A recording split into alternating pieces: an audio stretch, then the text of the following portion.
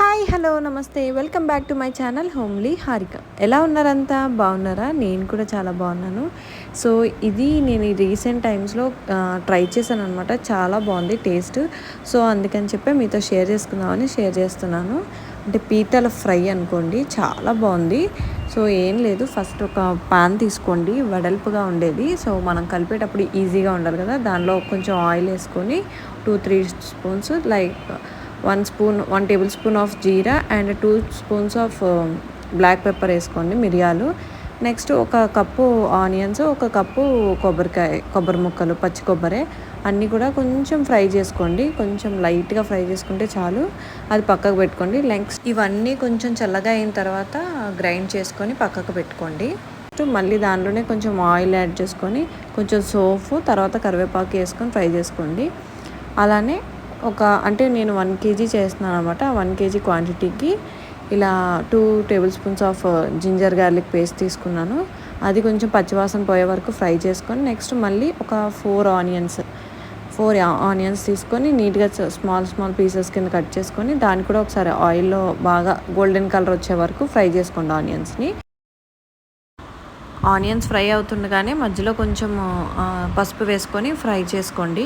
దాని తర్వాత non stick కన్నా బాండీలోనే కర్రీ టేస్ట్ బాగుంటుంది, అంటే కింద అడుగు పడుతుంది కదా, సో దానివల్ల టేస్ట్ బాగుంటుంది అనమాట. నెక్స్ట్ ఫ్రై అయిన తర్వాత మన క్రాబ్స్ ఉంటాయి కదా, అవన్నీ తీసి దీనిలో వేసుకొని కొంచెం బాగా టాస్ చేసుకోండి. ఇలా పైకి కిందకి టాస్ చేసుకుంటే సరిపోద్ది.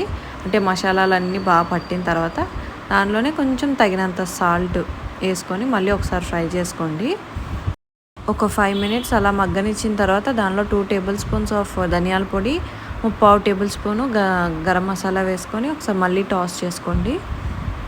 ఒక 3 టమాటోస్ తీసుకొని గ్రైండ్ చేసుకొని ఆ ప్యూరీ ఇందులో మిక్స్ చేసుకోండి. అలానే గ్రీన్ చిల్లీస్ కూడా ఒక 4-5 వేసుకొని మొత్తం ఇవన్నీ బాగా పట్టేలాగా మసాలాలు మనకి పీసెస్కి బాగా పట్టేలాగా మిక్స్ చేసుకోండి. అలాగే కింద అడుగు పడుతుంది కదా, దాన్ని కూడా మధ్య మధ్యలో గీకుతూ ఉండండి. అంటే దానిలో టేస్ట్ బాగుంటుంది. దీనికి మనకి కారం అవసరం లేదు.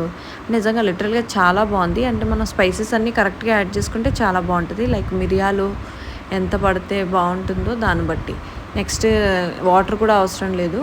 నెక్స్ట్ మధ్య మధ్యలో లిడ్ కవర్ చేసుకొని మధ్య మధ్యలో మిక్స్ చేసుకుంటూ ఉండండి. అంటే లైక్ 3 minutesకి ఒకసారి మిక్స్ చేయండి. మనం ఫస్ట్ ఫ్రై చేసిన ఆనియన్స్ని పేస్ట్ చేసుకోమని చెప్పాను కదా, సో ఆ పేస్ట్ని ఇప్పుడు యాడ్ చేసుకోవాలన్నమాట. సో యాడ్ చేసుకొని ఆ మసాలా అంతా కూడా పీసెస్కి బాగా పట్టేలాగా బాగా కలుపుకోండి. మిక్స్ చేసి లిడ్ చేసి కవర్ చేసుకోండి. ఎవ్రీ 3 minutes అంటే మధ్య మధ్యలో కలుపుతూ ఉండండి.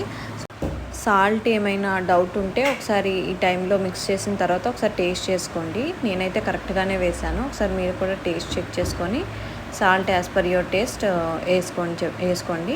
మీకు కారం ఏమైనా తగ్గింది అనిపిస్తే లాస్ట్లో మిరియాల పొడి జల్లుకోండి. కారం కాదు, మిరియాల పొడి లాస్ట్లో జల్లుకోండి. సో అంటే ఫస్ట్లో ఎలాగా యాడ్ చేసాం కదా, నాకు కొంచెం తక్కువ అయితే నేను లాస్ట్లో మిరియాల పొడి యాడ్ చేసుకున్నాను.